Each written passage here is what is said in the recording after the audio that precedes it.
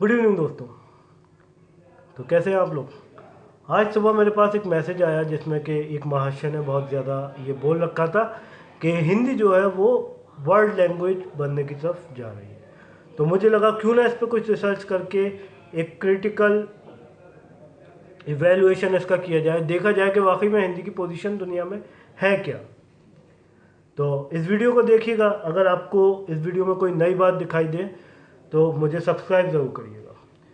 सबसे पहले एक चीज़ बताऊं, जहाँ हिंदी का नाम आएगा या कोई हिंदी भाषी इंडिया से बाहर हिंदी की बात करेगा तो मॉरिशस की बात करेगा। मॉरिशस, जहाँ पे 13 लाख लोग ऐसे हैं जो कि हिंदी भाषी कहे जा सकते हैं, हिंदुस्तान से गए हुए लोग हैं या वहाँ के कुछ मूल निवासी हैं जो हिंदी जानते हैं। उनमें से सिर्फ 68% लोग हिंदी बोलते हैं। ठीक है, यानी कि वो 13 लाख पूरे भी नहीं बोलते। जिस चीज़ को हम बार बार कोट करते हैं कि मॉरिशस में बहुत ज़्यादा हिंदी भाषी लोग हैं, ऐसा नहीं है। मॉरिशस में सबके सब हिंदी नहीं बोलते। बात करते हैं वहाँ के जो एजुकेशन सिस्टम है। महात्मा गांधी संस्थान करके एक जगह है जहाँ पर 1990 में बीए हिंदी में शुरू किया गया। आप हिंदी में बीए वहाँ से कर सकते हैं। 1998 में डिप्लोमा शुरू हुआ हिंदी से और 2001 में एमए हिंदी कराया जाने लगा। और उस विभाग में भी ऐसा नहीं है कि बहुत ज़्यादा स्ट्रेंथ है या बहुत ज़्यादा लोग हिंदी पढ़ने के लिए तत्पर हों। इसको, मॉरिशस को हम लोग लघु भारत कहते हैं, मिनी इंडिया कहते हैं, बट यहाँ पे हिंदी की स्थिति ये है। और ऐसा नहीं है कि हिंदी भाषी होना जॉब के लिए बहुत इंपॉर्टेंट क्राइटेरिया हो। तो ये तो थी मॉरिशस की बात। और इतने हिंदी भाषी होने के बाद भी मॉरिशस में हिंदी को आधिकारिक भाषा या ऑफिशियल लैंग्वेज का दर्जा नहीं मिला हुआ है। यहाँ पर बल्कि फिजी एक वो कंट्री है, उसमें हिंदी को आधिकारिक भाषा का दर्जा मिला हुआ है। इसके अलावा कुछ एक मुल्कों के बारे में और बात करते हैं जहाँ पर हिंदी बोली जाती है। तो सबसे पहले जिक्र आता है आपका नेपाल का, जहाँ त्रिभुवन नाम का एक इंस्टीट्यूट है, वहाँ पर हिंदी विभाग है। श्रीलंका कोलंबो में हिंदी विभाग है। ठीक है, हिंदी का पाठ्यक्रम चलता है, करिकुलम चलता है। जापान में आधा दर्जन जो यूनिवर्सिटीज़ हैं उनमें हिंदी विभाग है। ठीक है, यानी कि ये ओवरऑल मैं आपको बता रहा हूँ कि किस किस जगह हिंदी विभाग है या हिंदी पढ़ने की फैसिलिटी है। अमेरिका में 25 लाख इंडियन हैं जो कि यहाँ से जाके बसे। सबसे ज़्यादा वहाँ पे पाए जाते हैं, अगर वहाँ बाहर से आने वाले लोगों की बात की जाए, सबसे ज़्यादा वहाँ पे पाए जाते हैं मैक्सिकन्स, उसके बाद पाए जाते हैं इंडियंस। तो अमेरिका में भी हिंदी का कोई ऐसा वो नहीं है जो जैसे कहते हैं, लेकिन यहाँ से 4 पत्रिकाएं निकलती हैं, जिसमें से पहली पत्रिका है विश्व, दूसरी सौरभ, तीसरी क्षितिज, चौथी हिंदी जगत। अब बात करते हैं ऑस्ट्रेलिया की। ऑस्ट्रेलिया में साउथ वेल्स एक जगह है, वहाँ से क्वार्टरली यानी त्रैमासिक पत्रिका एक निकलती है, हिंदी समाचार पत्रिका।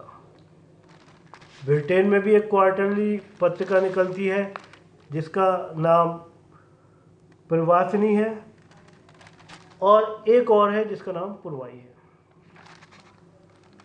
इसके अलावा म्यांमार बर्मा से मंथली पत्रिका ब्रह्मभूमि, गुयाना से मंथली पत्रिका ज्ञानदान निकलती है।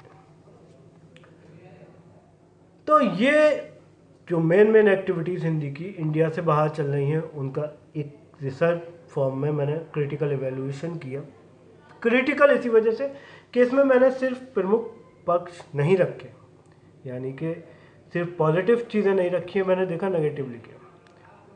काफ़ी पढ़ने के बाद मुझको ये समझ आया कि इंडिया से बाहर जितनी भी हिंदी को लेकर गतिविधियां हो रही हैं वो ऐसा नहीं है कि अमेरिका में आप हिंदी पढ़ेंगे तो आपको जॉब मिल जाएगी, जापान में आप हिंदी पढ़ेंगे तो आपको जॉब मिल जाएगी, या फिर जापान के लोग हिंदी पढ़ने के बड़े शौकीन हैं, अमेरिका के लोग हिंदी पढ़ने के बड़े शौकीन हैं, या आपका और कंट्रीज़ जिनका मैंने नाम लिया, बर्मा है और श्रीलंका है। ऐसा नहीं है। हिंदी का जो क्रेज़ है वो वहाँ रहने वाले हिंदी भाषियों की वजह से है, क्योंकि उनको अपनी भाषा से प्रेम है, इस वजह से वो लोग हिंदी पढ़ना चाहते हैं।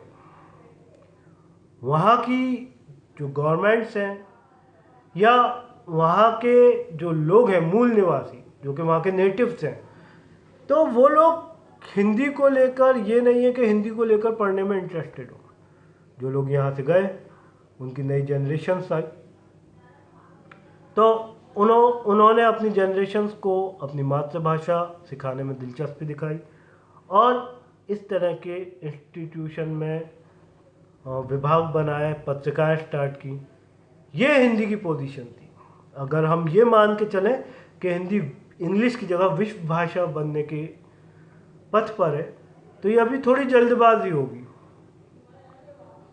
अब यहाँ सवाल ये आता है कि अगर हिंदी में इतना काम हो रहा है तो मैं उसको क्रिटिसाइज क्यों कर रहा हूँ। देखिए, हर चीज़ के लिए एक मोटिवेशन की ज़रूरत होती है। आप लोग अगर ये मान के चलेंगे कि भाई मॉरिशस में इतने हिंदी भाषी हैं, मॉरिशस में इतनी हिंदी बोली जाती है, इस जगह इसके विभाग हैं, इस जगह पत्रिकाएं निकल रही हैं, तो ये चीज़ कहीं ना कहीं हमें हमारी मातृभाषा के लिए काम नहीं करने देती। हम लोग ख्यालों के किले में रह रहे हैं, सपनों की दुनिया में जी रहे हैं। हिंदी की पोजीशन अभी इतनी स्ट्रांग नहीं है कि उसे विश्व भाषा बनने के लिए नॉमिनेट किया जा सके या ये कहा जा सके कि वो बन जाएगी। अगर जिस तरीके से हमारी कंट्री में लोग इंग्लिश पढ़ने के इच्छुक हैं, इन कंट्रीज़ में से किसी भी कंट्री के लोग हिंदी पढ़ने के लिए इतने इच्छुक नहीं हैं। यानी कि हिंदी की पोजीशन अच्छी है, लेकिन सिर्फ वहाँ पे जो इंडियन रहते हैं, भारतीय मूल के लोग रहते हैं, उनकी वजह से, उनका इंटरेस्ट है, उन्होंने अपने बच्चों को पढ़ाने की सोची है, इस वजह से। तो इसीलिए कोई भी फैक्ट आगे बढ़ाने से पहले उसकी रिसर्च कर लेना चाहिए। मुझको लगा कि हमारी जो मातृभाषा है उसको लेकर जो मिसकॉन्सेप्शंस हैं, जो उसकी एक्चुअल पोजीशन है, वो आपको बताऊं, तो मैंने दिन भर खोज के ये आंकड़े इकट्ठे किए।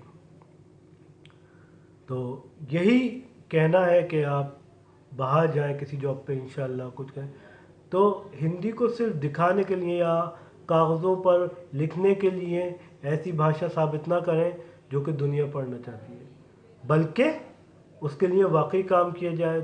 दूसरी कंट्रीज़ के लोगों को वो सहूलतें दी जाए, वो जॉब दी जाए कि वो लोग हिंदी पढ़ के हिंदी में जॉब पाने के इच्छुक हों, या फिर दूसरी कंट्री के लोगों के अंदर वो मोटिवेशन स्टार्ट किया जाए, अपने लिटरेचर की इतनी पहचान बढ़ाई जाए, उन्हें बताया जाए किस तरह प्रेमचंद शब्दों के जादूगर थे, उन्हें बताया जाए किस तरह जयशंकर प्रसाद हिस्टोरिकल कथाएं ऐसे लिखते थे कि आपको लगता था आप उसी युग में पहुंच गए, जो वो पढ़ने में हिंदी को इंटरेस्टेड हो। तो ये मेरे कुछ व्यूज़ थे। अगर आपको इसमें से कुछ नया सीखने को मिला हो तो मुझे सब्सक्राइब करिए, और अगर आपको ये लगता है कि मेरे व्यूज़ गलत हैं तो कमेंट बॉक्स में कमेंट करिए।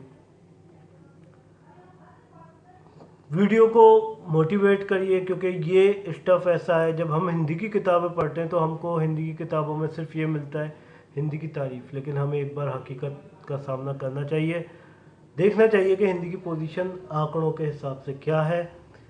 आपको मेरी वीडियो पसंद आई हो, आपको इनसे कोई नई जानकारी मिली हो, subscribe it, like it, share it.